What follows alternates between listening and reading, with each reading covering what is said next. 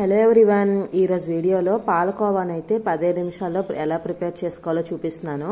నార్మల్గా కోవా ప్రిపేర్ చేయాలంటే చాలా ఎక్కువ పాలు తీసుకొని అవి స్టవ్ మీద సిమ్లో పెట్టి కలుపుతూ దగ్గర పడేంత వరకు చాలా ఎక్కువ టైం స్పెండ్ చేయాలి కదా.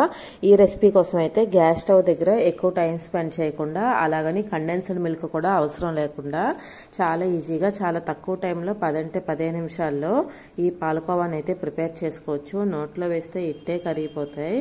ఈ రెసిపీ కోసం నేనైతే మిల్క్ పౌడర్ అయితే యూజ్ చేశాను. నెస్లే, అమూల్, ఎవ్రీడే ఇలాంటి కంపెనీస్వి మిల్క్ పౌడర్ అయితే దొరుకుతాయి కదా, అలాంటివి. ప్యాన్లో 3 టేబుల్ స్పూన్స్ నెయ్యి వేసి కరిగాక మనం 1/2 కప్ పాలు, 1/2 కప్ పంచదార అయితే వేసి బాగా మిక్స్ చేసుకోవాలి. పంచదార బాగా కరిగేలా మిక్స్ చేసుకోవాలి. పంచదార మొత్తం కరిగాక 2 కప్స్ మిల్క్ పౌడర్ని అయితే ఇందులో యాడ్ చేసుకోవాలి.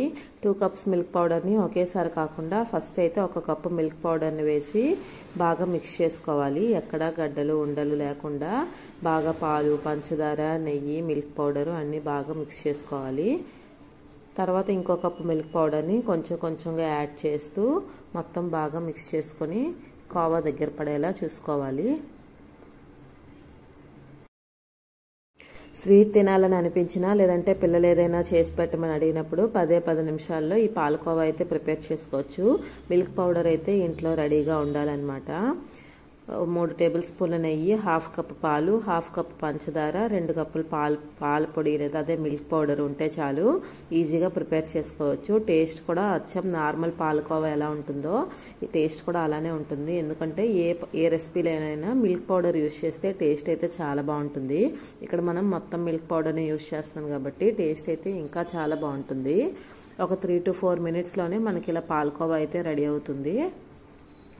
ప్యాన్ నుండి ఇలా సెపరేట్ అవ్వడం అయితే స్టార్ట్ అవుతుంది. దీన్ని వెంటనే అడుగు మాడిపోకుండా కలుపుకుంటూ ఒక వేరే ప్లేట్లోకి అయితే ట్రాన్స్ఫర్ చేసుకోవాలి. ఈ పాలకోవా గోరువెచ్చగా ఉన్నప్పుడే మనం చేతికి ఆయిల్ కానీ నెయ్యి కానీ అప్లై చేసుకొని ఇలా చిన్న చిన్న ఉండల్లా తీసుకొని కోవాలా ప్రిపేర్ చేసుకోవడమే. చిన్న బాల్లా చుట్టుకొని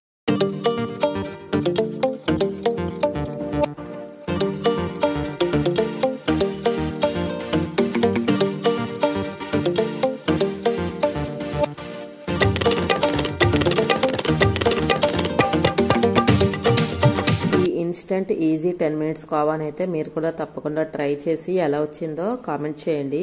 అలాగే వీడియో నచ్చితే లైక్ చేయండి. ప్లీజ్ నా ఛానల్లో ఇలాంటి వీడియోస్ చాలా ఉన్నాయి. ఒకసారి చెక్ చేసి మీకు నచ్చితే ఛానల్ని అయితే సబ్స్క్రైబ్ చేసుకోండి. Thank you for watching.